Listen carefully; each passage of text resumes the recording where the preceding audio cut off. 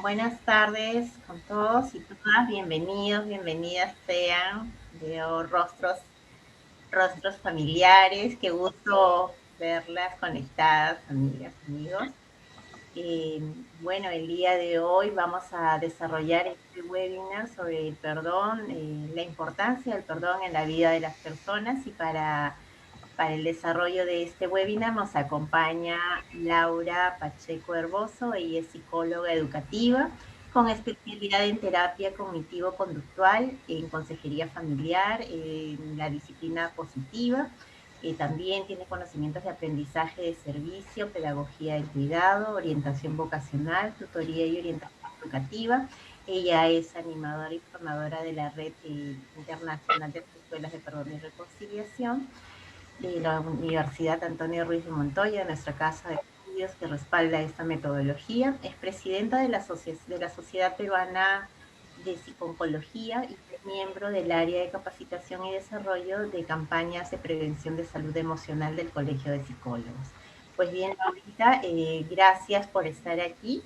Gracias a cada uno de ustedes también por estar presentes en esta tarde. Y solamente para mencionar que es importante que mantengan sus micrófonos silenciados. Va a haber una exposición de 30 a 40 minutos de parte de Laura y después de ello vamos a tener 10 minutos para la parte de bloque de preguntas y respuestas.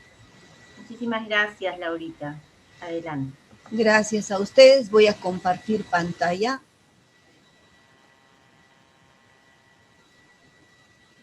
Para poder presentar. ¿Se ve? Sí, se visualiza todo. Vale. Listo. Bien, buenas tardes con todos. Un gusto de tener este momento de compartir ciertos aportes respecto al perdón, ¿no? El tema que nos convoca es la importancia del perdón en la vida de las personas. Y uno dice, ¿y por qué el perdón? Vamos a ir descubriendo algunos conceptos, algunas ideas, más que descubrir, compartir, que nos van a permitir entender por qué es importante el perdón en la vida de las personas y eso nos incluye a todos.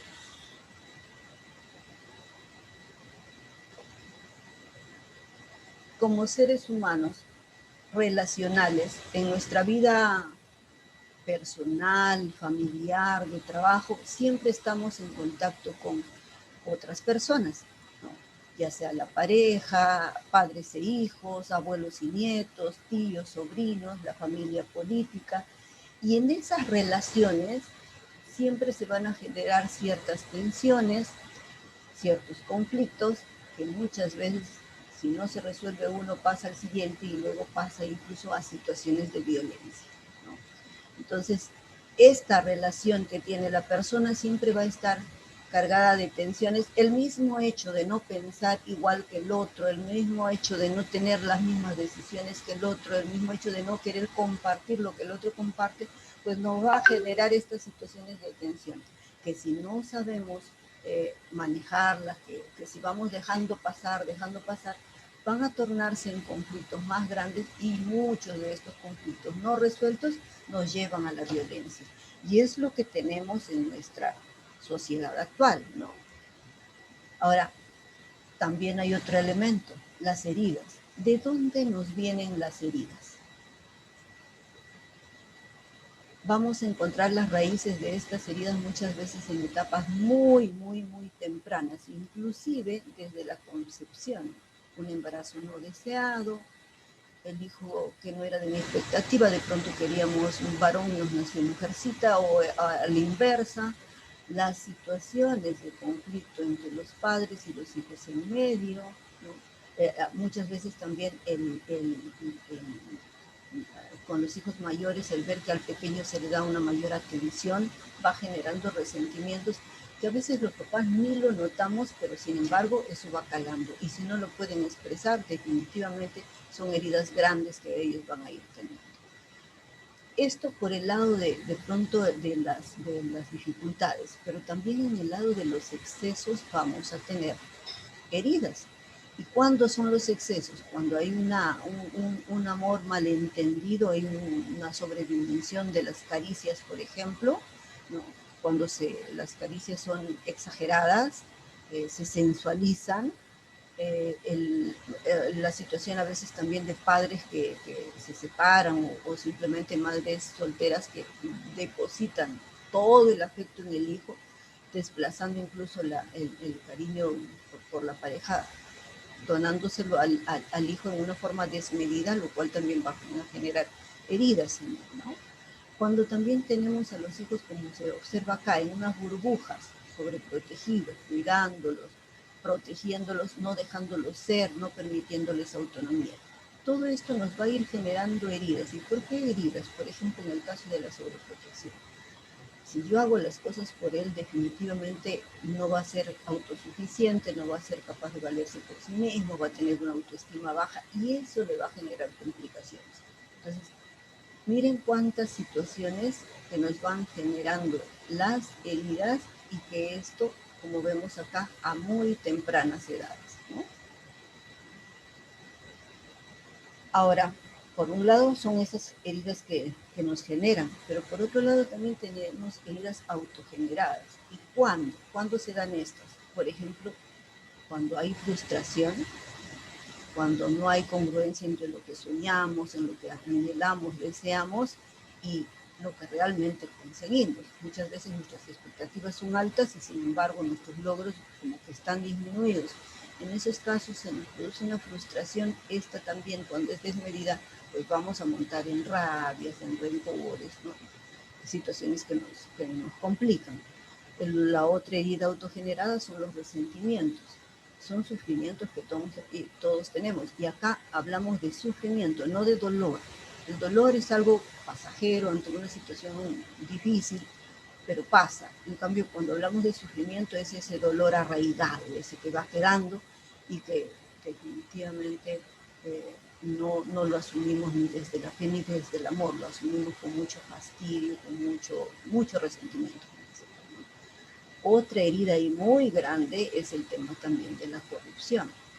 Cuando a ciencia y a conciencia vives ambiciones, codicias desmedidas y que esto a la larga termina amargando y destruyendo por sí misma a la persona, ¿no? Porque si bien es cierto, en un primer momento no sentirás las consecuencias, al contrario, vas a hasta vivir el disfrute aparente de esa corrupción, pero de todas maneras, más tarde o más temprano, quedas destruido por sí mismo, ¿no? Eso es un lado que nos va a generar, nos va a condicionar ciertos miedos y a esos miedos se le van a atribuir ciertas compulsiones como una forma de protegernos. Por ejemplo, cuando nos entra el miedo a ser condenados, la compulsión que vamos a tener, o sea, compulsión es una acción reiterativa para un poco cubrir ese miedo, ese temor que tengo. Entonces, la compulsión que va a ir referida al miedo de ser condenado es el perfeccionista. Todo lo quiero perfecto, yo no me permito un error. Al miedo de no ser querido, la conclusión que va a haber, la conclusión va a ser el ser muy servicial. O sea, esa persona que hace el servicio por servir sin conciencia de lo que está haciendo y de la real necesidad de la otra persona, pues muchas veces es una situación compulsiva para calmar el miedo a no ser querido, ¿no? Y esto, como les digo, son cosas que nos vienen desde la infancia.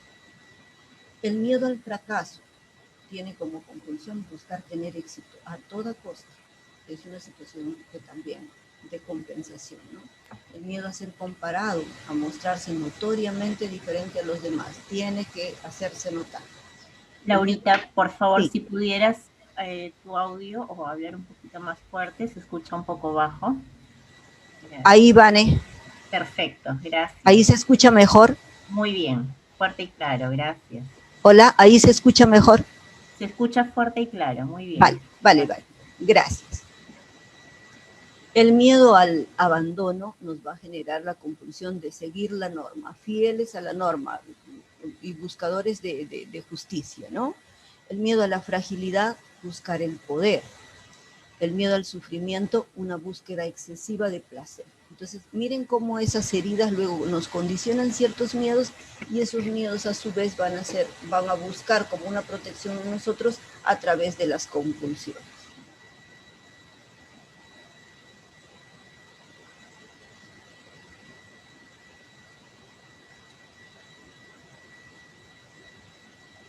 Bien, pero no solamente en nosotros hay esta situación negativa nada más, o sea, estas heridas. También en nosotros hay lo valioso, lo auténtico, ese mundo interior llamado conciencia que nos va a permitir, nos va a ayudar a ser veraces, a señalar lo que se hace bien, nos va a llevar a generar el bien y promueve la integración. Quiere decir que dentro de nosotros tenemos ambas cosas, esas heridas que nos dañan, que nos lastimaron, pero también tenemos esa posibilidad de, a través del mundo interior, de despertar en nosotros el amor, el perdón y la reconciliación. Y es aquí donde vamos a tratar de centrarnos para descubrir cuán importante es el amor que nos lleva al perdón y este perdón que a su vez nos lleva a la reconciliación. Porque como bien se dice, ¿no? Todos tenemos algo, alguna acción por la cual tenemos que pedir perdón, como también tenemos a quien perdonar, ¿no? Podemos ser ofensores y también podemos ser ofendidos. Entonces, teniendo en cuenta que tenemos ambas cosas, vamos a ver qué nos trae el perdón. El perdón es un proceso de sanación de uno mismo, de nuestras heridas.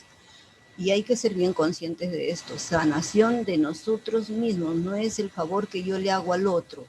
Es un proceso para mí, para sanar mis heridas. De todas esas que hemos hablado, las que yo pueda tener. Nos permite recuperar el equilibrio emocional para ponernos en el lugar del otro y desde ahí construir una relación, ¿no? De pronto nos equivocamos, nos malentendimos en un momento, pero esa actitud de perdón me va a permitir buscar ese nuevo equilibrio.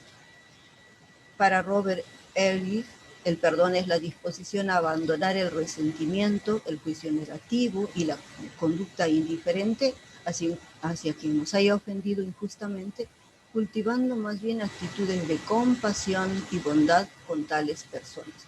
Por eso hablaba del amor, del perdón y de la reconciliación. Tiene que haber una actitud compasiva. Cuando hablamos de perdón también tenemos que hablarnos de perdonarnos a sí mismo. Y de pronto este es el perdón hasta cierto punto más difícil, ¿no? Porque muchas veces ni siquiera nos damos cuenta y decimos, ¿y yo de qué me tengo que perdonar? Pero si hacemos un autoexamen, vamos a caer en la cuenta, sí, pues hay muchas cosas que nos reprochamos, hay muchas cosas de las que no estamos conformes, hay muchas cosas en las que nos hemos quedado en la culpa y eso son cosas de las que tenemos que perdonarnos a nosotros mismos primero.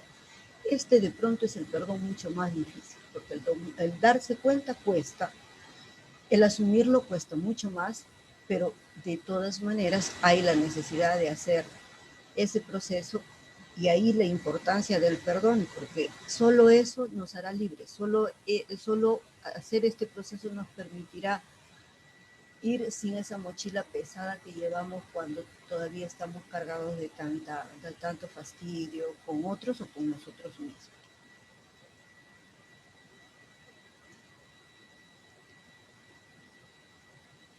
¿Qué implica el perdón?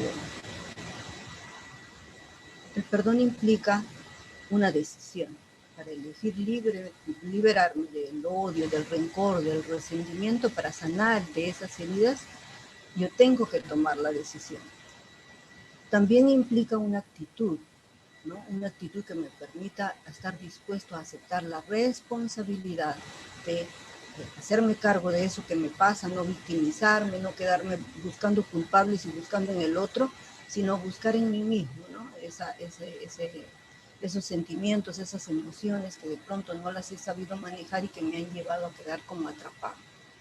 Es un proceso porque nos exige cambiar de percepción, Y es un proceso constante, no es que yo perdono ahora y con ese perdón pues ya me formé para siempre hacerlo. Definitivamente hay que seguir perseverando y sobre todo con una visión más comprensiva y más amplia, ¿no? Ampliando esa visión de perdón, porque de pronto mis primeros pasos me llevarán a perdonar ofensas leves, pero en ese transitar, en ese hacer mi proceso, pues voy a ir permitiéndome tener un perdón más amplio hacia situaciones mucho más complejas.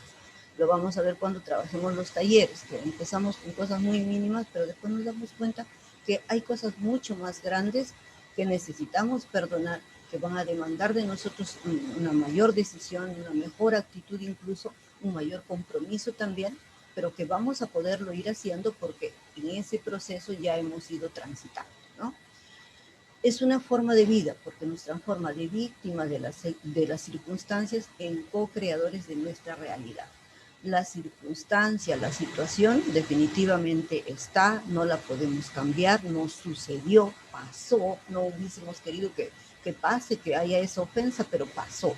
Y en la medida en que ya te sucedió, está en ti, y ahí tu forma de vida, ahí tu deseo de transformar las cosas, te quedas con esa circunstancia, en el dolor, en la compasión de ti mismo, en el lamento, o a partir de eso dices, bueno, esto me sucedió, pero yo qué puedo hacer para cambiar esta situación y no quedar atada a ella, ¿no? Entonces, sí es una forma de vida y lo vamos a ir asumiendo, entendiendo en la medida en que pasemos de esa posición de víctimas a una posición más comprometida, de mayor decisión y sobre todo de mucha resiliencia también.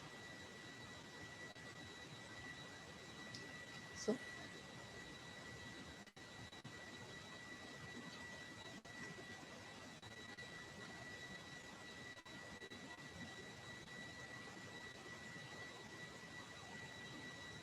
Bien, hemos visto qué cosa es el perdón y ahora vamos a detenernos un poquito en ver qué no es el perdón. No es perdón justificar comportamientos negativos. Pasar las cosas por alto, eso no es perdonar. O bueno, encontrarle una justificación a las cosas que se hicieron tampoco es perdonar.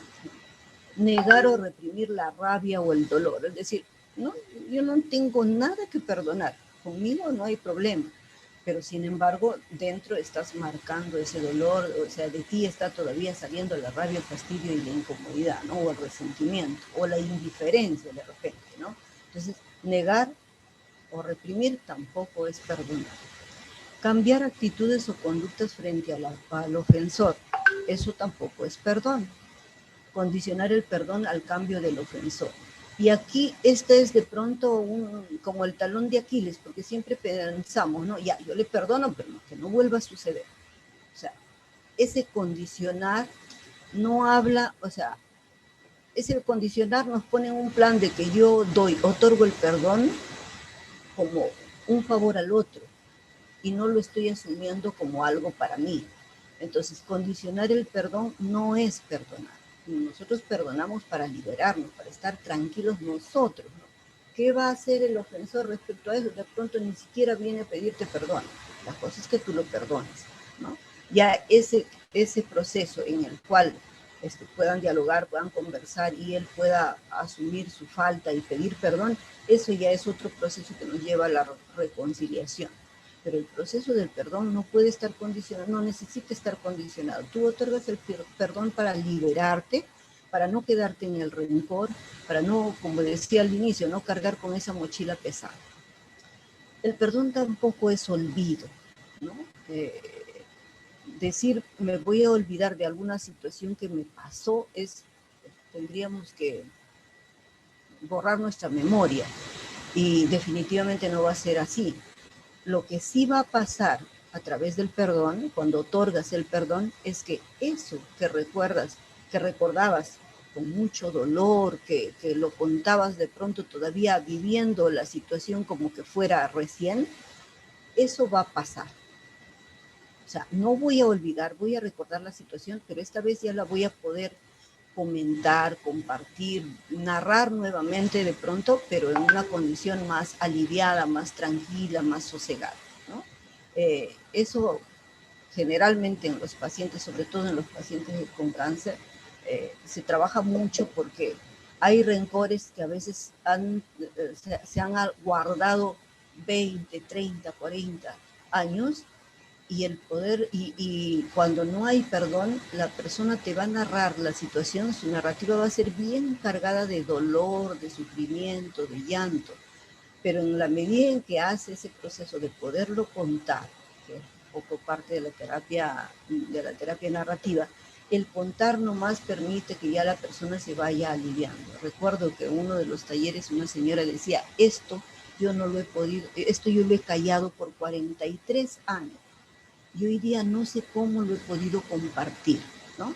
Entonces, no es olvidar, es poderlo contar, pero ya no con esa carga de dolor.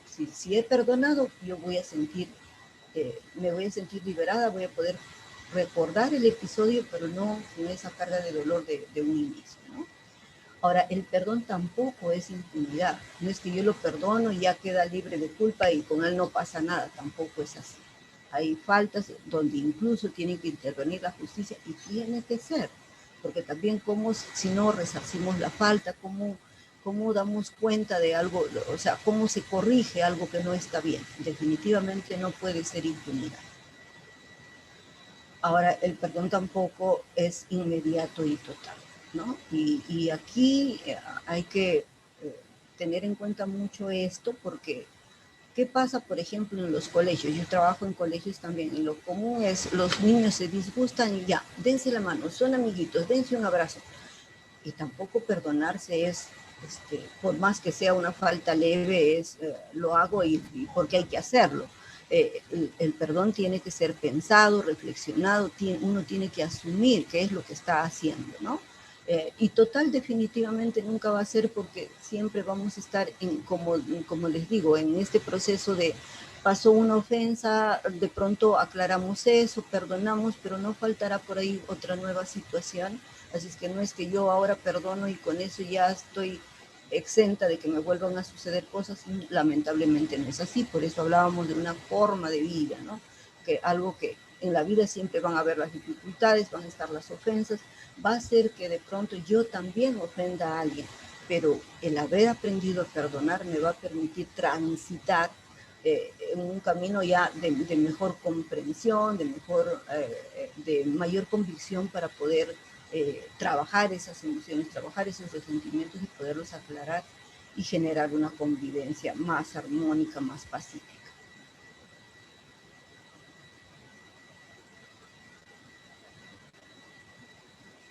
¿Qué nos permite el perdón? Y ahí la importancia, ¿no? El perdón. ¿Se apagan su micrófono, por favor? El perdón nos permite recuperar la seguridad en nosotros mismos. Cuando somos ofendidos, nos bajoneamos, sentimos que el mundo se nos derrumba, que todo lo que nos pasa nos tumba, ¿no? Y el ánimo cambia, la disposición cambia. Ahí perdemos nuestra seguridad. Con el perdón la recuperamos. ¿Qué más recuperamos? El significado de vida. Cuando uno estaba... Laurita, tu audio, por favor, nuevamente se volvió a... ¿Ahora? Mejor, gracias. Vale. Ya. Les compartía que también nos permite recuperar el significado de vida, ¿no? El tener ese espíritu de superación, esas ganas de hacer las cosas. Cuando estamos oprimidos por la ofensa, hasta nos cambia el ánimo. Entonces, con el perdón vamos a recuperar ese significado que tenemos de la vida. También recuperamos la sociabilidad, la reconexión social, porque por poner un ejemplo, ¿qué pasa en la dinámica familiar? Papá y mamá se ofenden, se fastidian, se molestan, ya la convivencia no es la misma. Con alguien se va a desquitar la mamá y definitivamente, o el papá también, definitivamente con los hijos, de pronto en el trabajo, ya no vas con el mismo ánimo. Entonces, esa sociabilidad que iba en son de paz también se trastoca. Entonces, El perdón te va a permitir recuperar la sociabilidad, tener esa reconexión social con todos, ¿no? Decido perdonar al otro. Eh, Cuando hablamos de que el perdón es una decisión, vamos a mirar la ofensa, que podría ser del papá, que podría ser de la mamá, que podría ser del hermano, ya les digo, generalmente son ofensas que vienen mucho tiempo atrás, de nuestras infancias. Entonces, el tomar esta decisión, ya sea para quien querramos otorgar nuestro perdón, es como el punto de partida. Y muchas veces este decido perdonar, de pronto no se va a dar con el pleno convencimiento de lo que estoy haciendo. Yo lo he colocado como un punto de partida porque ha sucedido muchas veces que en los talleres me dicen, pero ¿a quién le voy a perdonar? ¿Y cómo voy a perdonar? ¿No? O sea, y a veces sucede que le tienes que decir, mira, toma la decisión. Y cuando tomes la decisión, recién empezarás y te podrás a pensar qué pasará después. Si tú no tomas la decisión, y ahí está también la importancia, si no tomamos la decisión, no vamos a hacer el proceso. Es como el punto de partida. Decido perdonar a quién, al papá, a la mamá, al hermano, de pronto la ofensa mínima o incipiente quiera hacerla primero, ¿no? Como un punto de partida. Pero después esa decisión te va a hacer transitar por el proceso completo. Entonces, tengamos en cuenta eso. Nuestra decisión cuenta mucho. En los talleres no lo hacemos ni en la primera sesión ni en la segunda sesión, lo hacemos a veces en la cuarta, quinta o hasta en la sexta, dependiendo cómo se maneja el grupo, porque este es el punto de partida, como sería el punto de quiebre para otras situaciones que hemos mantenido latentemente, ¿no? Eh, Pasado este proceso de perdón, recién podemos hablar de un proceso de reconciliación.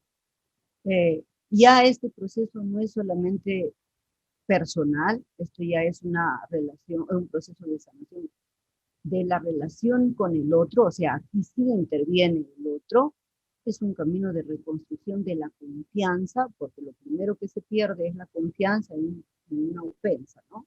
Entonces, donde se propone llegar a un acuerdo sobre la forma en que será la relación en el futuro. Necesita del cuidado, necesita de la comunicación, asertiva, necesita de acuerdos y de memoria. Y en esa memoria está un poco el reconstruir los hechos, ¿no? El buscar la verdad, porque de pronto yo tengo mi verdad, la otra persona también tiene su verdad y entre ambos tenemos que construir. Entonces se construye este proceso a través de la verdad, la justicia, y tenemos como cuña que junta las dos columnas el pacto.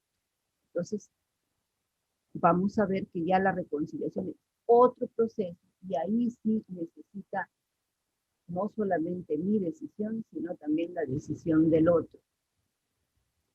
Eh, y para construir la verdad necesitamos la lógica de los acontecimientos. ¿Qué es lo que sucedió? Digo construir la verdad porque va a ser mi verdad, tu verdad, para generar nuestra verdad y poder darnos la mano y construirla, generar esa reconciliación que buscamos, ¿no? La lógica del sentido. ¿Por qué sucedió la ofensa? Y a partir de encontrar el por qué van a mejorar las posibilidades de que podamos comprender los actos, por qué pasó esto, ¿no? Y vamos a ir descubriendo cosas también. De repente yo me quedé en mi idea y yo me quedé con un pensamiento, con una percepción que lejos de ayudar a generar la paz, pues acentuó más la diferencia, se acentuó más la ofensa. Entonces todo eso se reconstruye. Y también se trabaja la lógica de la necesidad. ¿Para qué? Una nueva narrativa de los acontecimientos. ¿Para qué pasó esto? ¿Para seguir distanciados, fastidiados? ¿O a partir de aquí podemos también sacar una lección de vida y poder mirarnos mejor, entendernos mejor y llevar una relación más fácil, ¿no? También entra a taller, como les decía, el otro pilar que es la justicia, donde ahí se habla de restauración como forma de justicia. Cuando les hablaba de que el perdón no puede ser impunidad, quiere decir que si la falta merita de pronto una acción legal, pues tendrá que haber esa acción legal. Y para dar paso de una moral punitiva, sancionadora, castigadora, a una moral restauradora, o sea, resarcir la falta, no castigar como medida correctiva, sino más bien resarcir la falta. ¿Qué se puede hacer para que esto no vuelva a ocurrir? O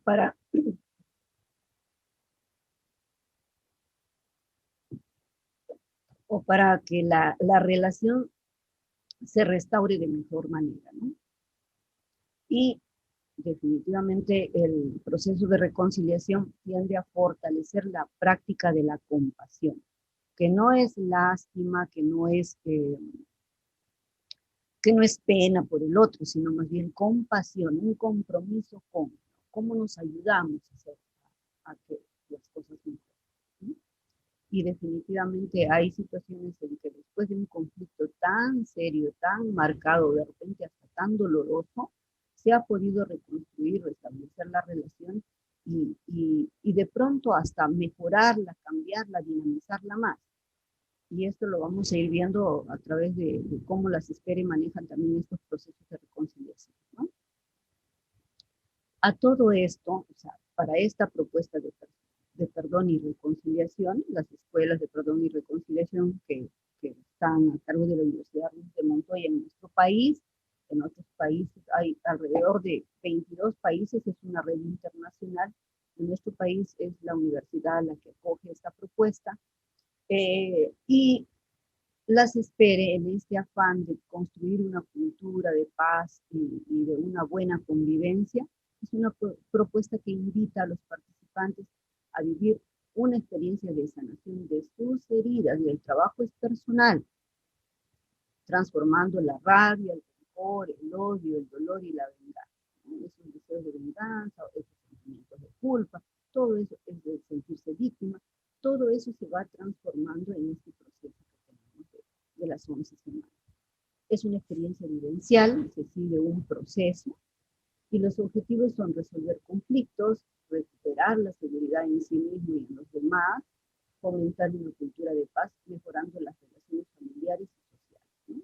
Los objetivos son bien claros y la metodología propicia todo eso, porque hay un trabajo que se hace en un grupo grande, en todo el grupo, pero hay un trabajo muy fino, muy confidencial, muy de confianza en el grupo pequeño, donde se da la apertura a que podamos eh, expresarnos en libertad y contar nuestra historia y entre unos y otros ir sosteniéndonos en este proceso.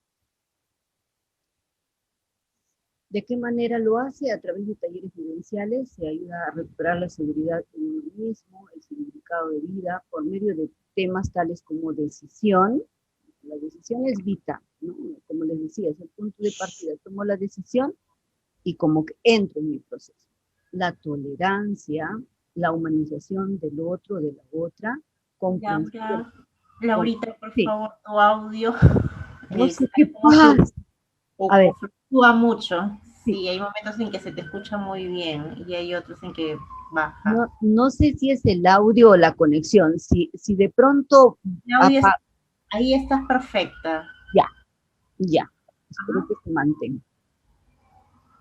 Ya, les decía que comprensión de las diferencias también se hace la revisión de nuestro comportamiento y de manera muy sutil, sin señalamientos, sin cuestionarnos, y de pronto también en las experiencias del otro nos vamos enriqueciendo y vamos descubriendo cosas, vamos viendo en los otros eso que también pasa conmigo, ¿no? Y ya no es pues el señalamiento que tú que haces esto, sino yo que me doy cuenta. Eso hace la gran diferencia y eso permite que sea un proceso más en libertad, un proceso no impuesto, no forzado, ¿no? Sino más bien muy transparente, muy en confianza, ¿no? La revisión de nuestros comportamientos, las libertades que nos damos, el trabajar la verdad, la justicia, los pactos. Muchas veces hacemos muchas acciones y nosotros no lo tomamos como pactos, Sin embargo, aquí vamos a ir descubriendo que sí, pues, o sea, día a día vamos pactando cosas que no las notamos, ¿no? La memoria, ese recuerdo ya sin dolor, ese recuerdo para que la historia no se repita, porque también si todo lo echamos al olvido, nos van a seguir pasando cosas y es lo que nos sucede cuando tenemos las elecciones, ¿no? De pronto, eh, después de un proceso, volvemos a elegir a las mismas personas y decimos, pero ¿qué pasó? Si sabíamos ya por su accionar, ¿por qué volvemos a reelegir? Como que no tenemos la memoria muy presente lo que aconteció, ¿no? Entonces, sí hay una necesidad de trabajar memoria, de trabajar la celebración también, porque lo bueno se celebra, lo bueno se comparte, lo bueno se transmite, lo bueno se hace notar. ¿Qué diferente sería nuestra sociedad si en vez de filtrar lo negativo, diéramos paso más bien más a la celebración, a ver las cosas positivas que se van trabajando? Yo cuando pregunto en las entrevistas, ¿cómo se enteró de las Espere? Pues la mayoría va a decir por la universidad, por los jesuitas. ¿Por qué? Porque no es una cosa que se difunde y que todo el mundo debería de conocerlo, ¿no? Porque esas cosas buenas que se hace como que quedan muy cerraditas, eso no publicita, eso no vende, y sí hay una necesidad de celebrar, de transmitir, de expresar lo bueno que hacemos y sobre todo lo positivo.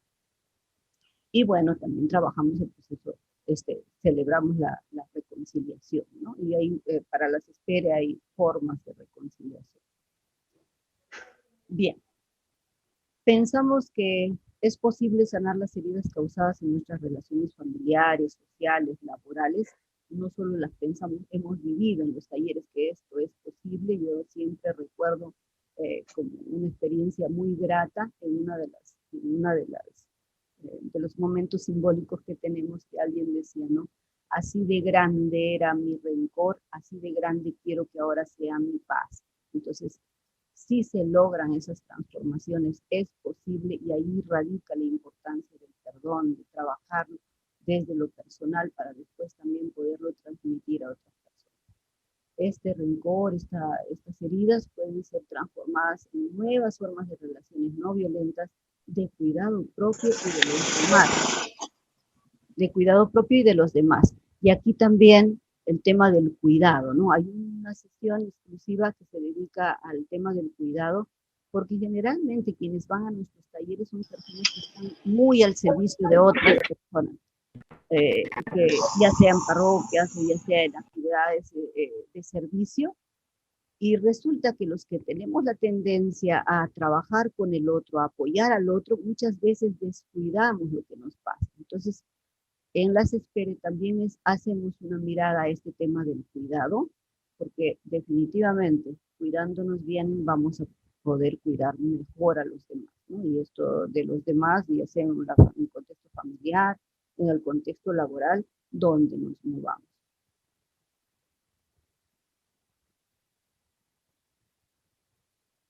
Les decía que en las escuelas del perdón y la reconciliación, el tema de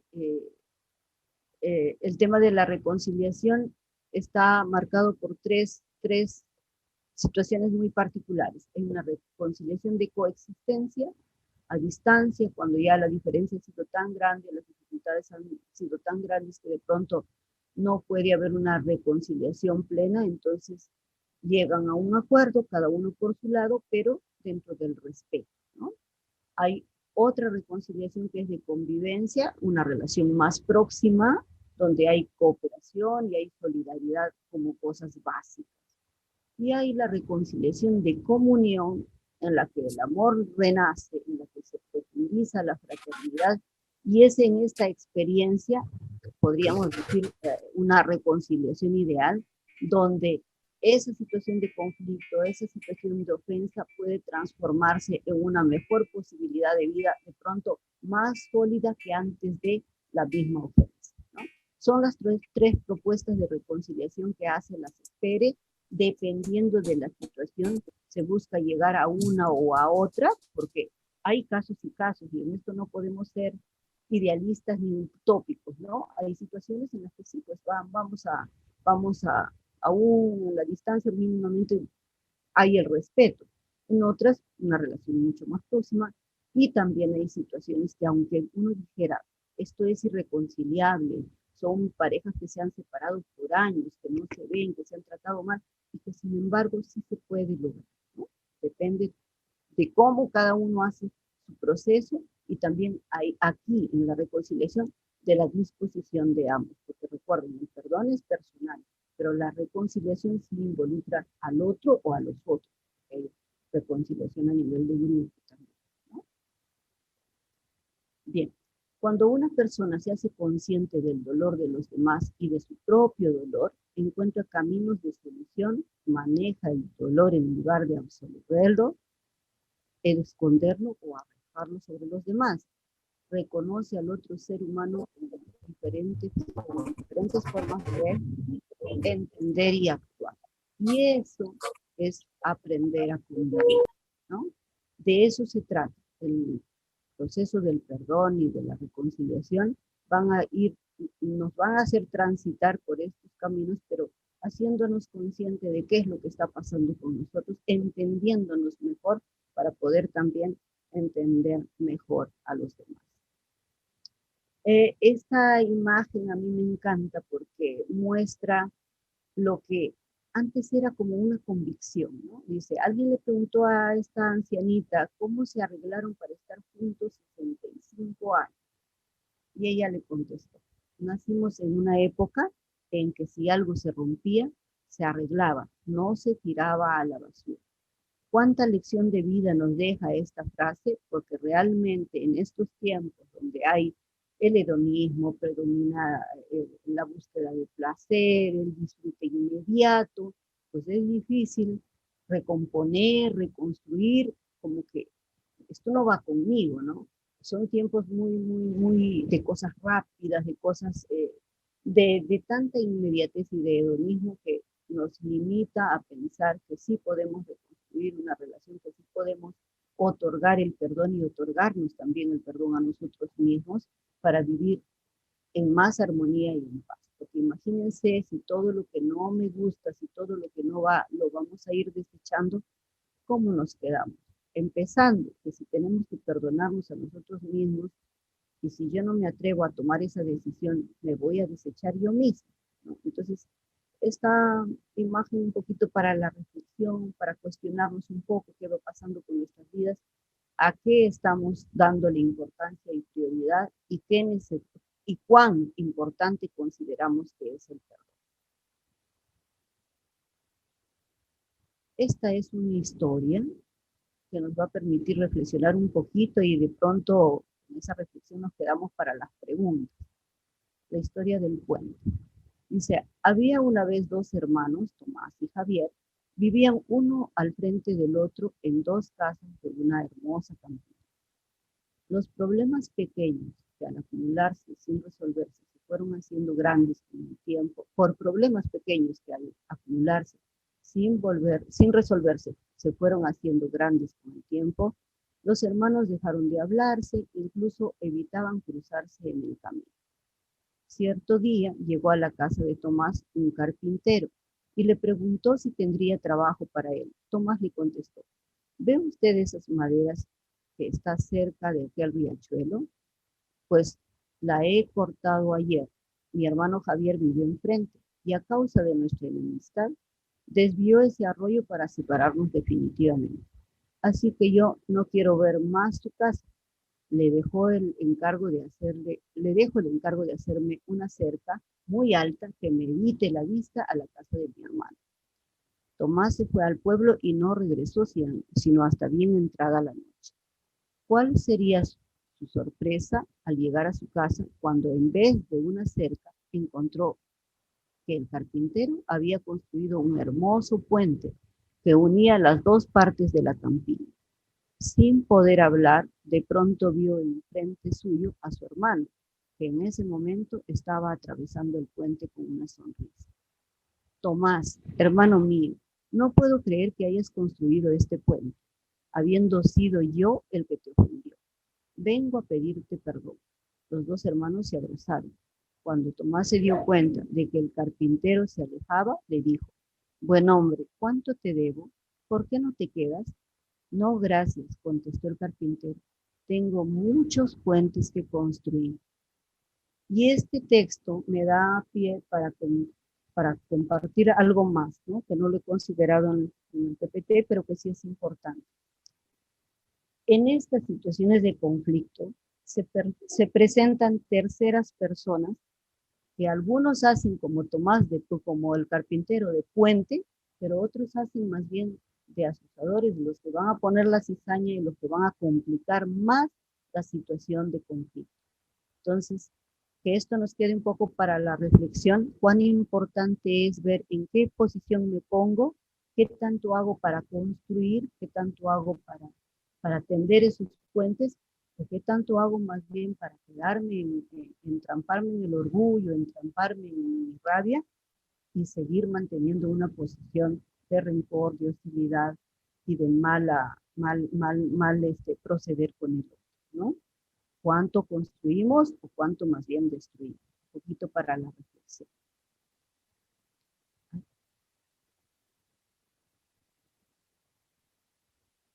¿No? Muchas Bien. gracias. Bien. Aquí estas dos frases, perdonar para prosperar, recordemos, y aquí la incidencia también de la importancia del perdón, ¿no? Perdonar nos permite liberarnos y en ese liberarnos vamos a poder prosperar. Mientras no suceda eso, vamos a seguir rumiando el dolor, rumiando la rabia, rumiando el resentimiento. Deja que tu actitud cambie tu entorno, pero nunca dejes que tu entorno cambie tu actitud. Y tendremos y podremos pasar de esto a esta situación. Y ahora sí, para finalizar, si podemos creer en nosotros mismos, en nuestros talentos y capacidades, podremos crear oportunidades que muchos están esperando y así desarrollar juntos nuestra misión en la vida, repartir el amor y la luz que llevamos dentro. Recuerden, tenemos heridas, pero también habita en nosotros ese manantial de amor, de perdón, de reconciliación, que nos permite llegar a todo aquel con quien nos encontremos cada día. Ahora sí, gracias y vamos con los preguntas. Muchas gracias, Laura. Bueno, vamos a pasar al bloque de preguntas. Nos han hecho llegar algunas. Catalina dice, desde tu experiencia, ¿qué relación es el duelo por la muerte de un ser querido y el perdón?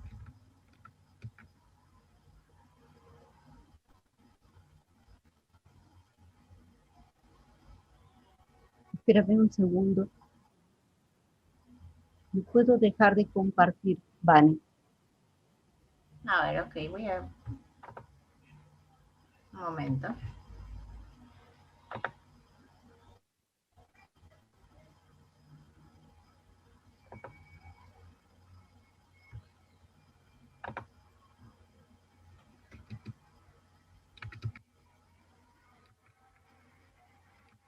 Ya está. Ya, gracias. ¿Me repites la pregunta, por favor? Sí, Catalina te pregunta, desde tu experiencia, ¿qué relación encuentras entre el duelo por la muerte de un ser querido y el perdón? Muchas veces el duelo a un ser querido también va a necesitar de un proceso de perdón, porque a veces lo primero que hacemos es reprochar, Dios mío, ¿por qué se tuvo que ir? Entonces, y cuando no se hace el duelo, y ahorita justamente que estamos pasando por esta situación de duelos contenidos, de duelos no resueltos, pues va a quedar en nosotros ese resentimiento. ¿Por qué tuvo que pasar? O de pronto, ¿no? También a veces hasta la culpa, cuando no supiste cuando consideras que no hiciste lo suficiente por la persona que partió, también hay sentimientos de culpa. O sea, el perdón está muy, muy, muy ligado a estas situaciones de duelo, definitivamente. Dependiendo del contexto y en qué posición nos ponemos, ¿no? Respecto a la muerte de esta persona, es el ser querido, el amigo o con quien haya pasado esto. Sí guarda mucha relación. Por eso es importante hacer ese proceso de duelo. Y muchas veces ese proceso de duelo pasa por perdón. A uno mismo, a la otra persona. Es importantísimo. ¿Alguna otra pregunta? Sí, Melanie pregunta, ¿es adecuado incluir el perdón como objetivo en la terapia de una víctima de violación? Si entendemos, y ahí un poco hay que hacer bastante hincapié, ¿no? Si entendemos que el perdón es para nosotros mismos, sería el punto de partida. Y así es como lo tenemos que entender. A veces se piensa que en un caso, y siempre cuando hablamos de perdón, nos vamos a casos extremos, ¿no? Que es la violación o el aborto, entonces, eh, y lo miramos como que el perdón fuera un favor al otro, a quien me ofendió, en este caso al violador. No es así. El perdón es para mí, para yo poder decir, bueno, esto me pasó. ¿Y qué me hago con esto? Pasaron años, sigo entrampada en ese dolor de la violación, o digo, bueno, me sucedió esto, pero yo puedo continuar mi vida, puedo rehacer mi vida, puedo encaminar mi vida hacia otros objetivos más sanos, más humanos también, y de repente hasta permitirme trabajar para que a otro no le pase lo que a mí me sucedió. Y ahí un poco está también hasta el proceso terapéutico de esta situación dolorosa que pueda haber vivido por la violación. Pasa, por ejemplo, lo voy a comparar con una situación, voy a polarizar a otra situación. Sucede que de pronto alguien tiene que ver con la muerte, tuvo que ver con la muerte de su hijo accidentalmente, no porque quiso hacerlo, pero pasó, sucedió. ¿Con qué sentimiento de culpa se queda? Hay muchas personas que cuando les pasa eso, eh, bueno, pues dice ya, me sucedió lo peor y me quedo en ese dolor. Pero hay otros que dicen, yo puedo hacer que mi hijo viva en otros jóvenes, en otros niños. Y más bien se aboca a cuidar a otros niños como un poco para sublimar ese dolor de la pérdida. Más o menos para poner ejemplos polarizados y contrarios que mantengan a notar que el perdón es para ti, el perdón te lo donas tú, te da libertad a ti, te da tranquilidad y te da la posibilidad de mirar tu vida, por eso ahí la restauración de las estrés con más seguridad en ti mismo, con más seguridad en lo que vas, en lo que, en lo que vas construyendo a partir de esta libertad que te da.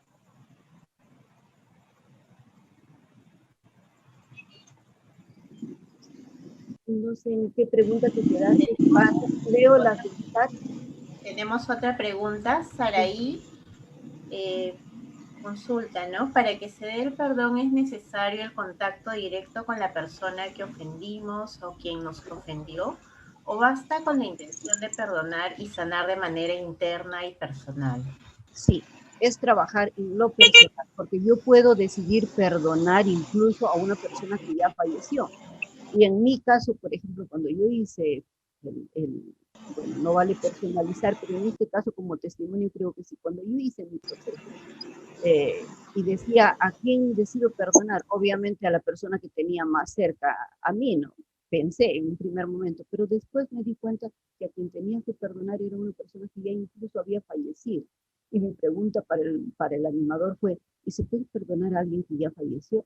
Y le dijeron que sí. Y en realidad sí se puede, pues porque si el perdón es una cosa personal, yo no necesito tenerlo al frente para decirle que perdono. Entonces, sí es posible.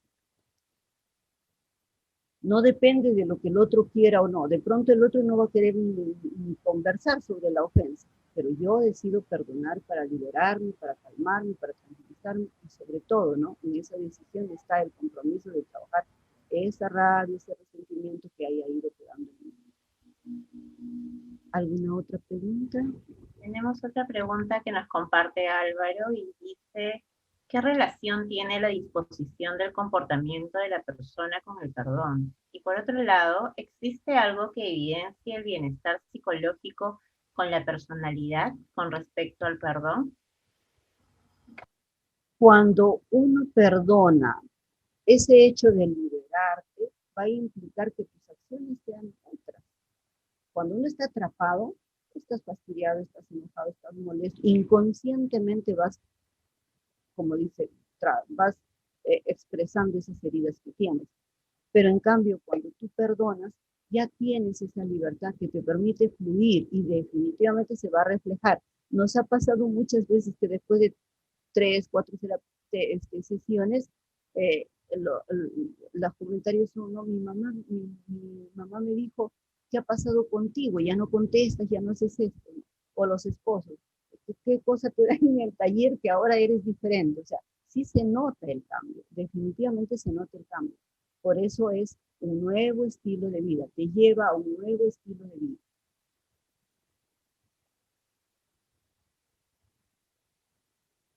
Bien, para finalizar, nos hacen llegar una consulta. ¿Perdonar en mi corazón es suficiente o debo ir a hablar con la persona a quien perdona para decírselo?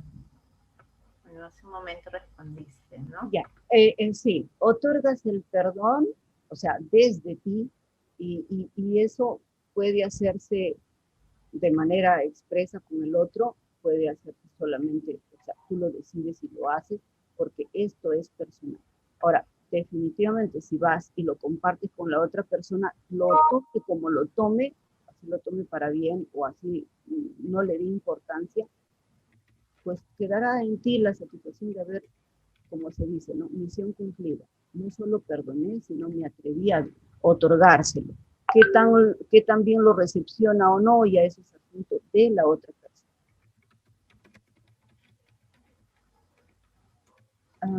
Solo se puede perdonar lo que recordamos o también lo que nuestro consciente está ocultando.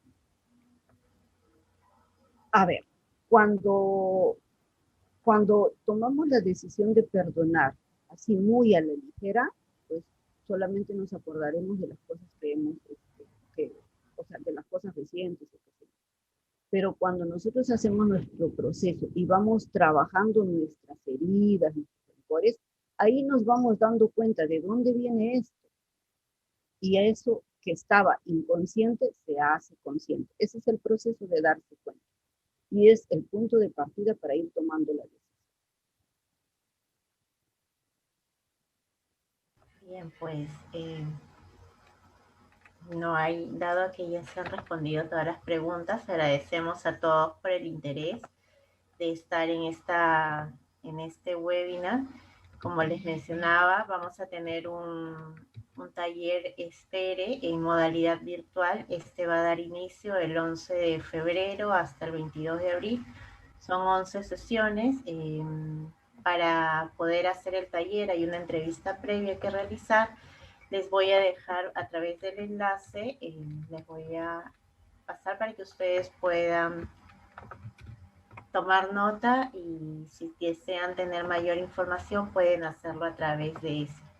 Muchísimas gracias, Laura, gracias a todos también por su presencia. Les deseamos que tengan una muy buena tarde. Gracias, Vanessa, gracias a todos. Feliz tarde.